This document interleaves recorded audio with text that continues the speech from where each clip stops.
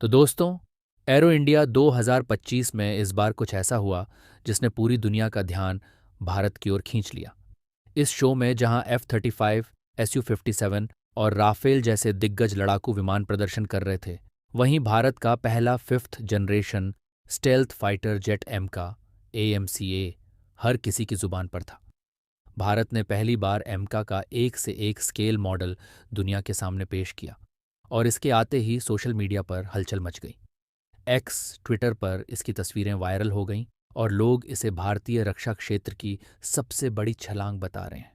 लेकिन आखिर एम का इतना खास क्यों है? क्या यह F-35 और Su-57 को टक्कर दे सकता है?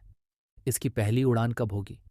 इन सभी सवालों के जवाब आपको इस वीडियो में मिलेंगे।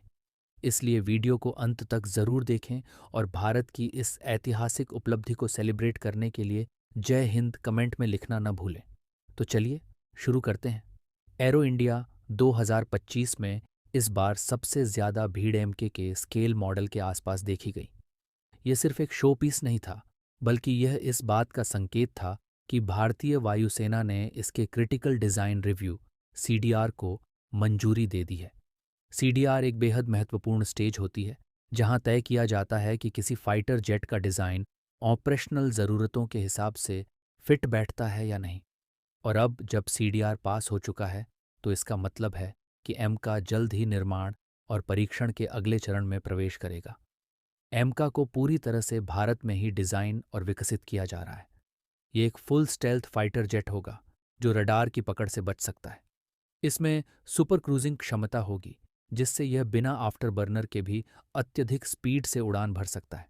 इसके अलावा एमका को ग्राउंड अटैक, इलेक्ट्रॉनिक वॉरफेयर और दुश्मन के एयर डिफेंस सिस्टम को नष्ट करने जैसी क्षमताओं से लैस किया जाएगा। इसे मेक इन इंडिया प्रोग्राम के तहत तैयार किया जा रहा है, जिससे भारत की रक्षा आत्मनिर्भरता को और मजबूती मिलेगी। अब सबसे बड़ा सवाल यही है, रक्षा विशेषज्ञों का मानना है कि 2026 से 27 के बीच एमका का पहला प्रोटोटाइप उड़ान भरेगा। अगर सब कुछ प्लान के अनुसार चला, तो 2030 तक यह भारतीय वायुसेना में शामिल हो सकता है।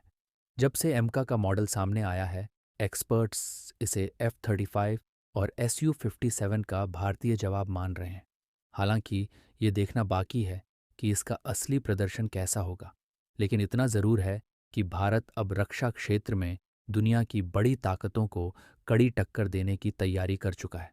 अब बड़ा सवाल ये उठता है कि क्या भारत को रूस से Su-57 खरीदना चाहिए या सिर्फ अपने एमका प्रोजेक्ट पर ध्यान देना चाहिए। रूस पहले ही भारत को Su-57 देने और यहाँ इसकी फैक्ट्री लगाने का ऑफर दे चुका है। दूसरी ओर चीन भी तेज़ी से अपने फिफ्थ जनरेशन फाइटर जेट्स पर काम कर रहा है और हो सकता है कि पाकिस्तान को भी ये जेट मिल जाए। ऐसे में भारत को क्या करना चाहिए?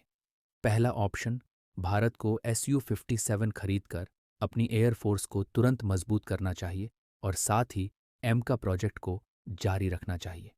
दूसरा ऑप्शन, भारत को पूरी तरह से आत्मनिर्भर रहना चाहिए और सिर्फ एमका पर फोकस करना चाहिए। आपको क्या लगता है, भारत को कौन सा रास्ता चुनना चाहिए? अपनी राय कमेंट सेक्शन में ज़रूर बताएं। एमका सिर्फ एक फाइटर जेट नहीं, बल्कि भारत की रक्षा आत्मनिर्भरता का प्रतीक है। एरो इंडिया 2025 में इसे देखकर यह साफ हो गया कि भारत अब किसी पर निर्भर नहीं रहने वाला। आने वाले कुछ सालों में ये देश की वायुसेना की रीढ़ की हड्डी बनने वाला है।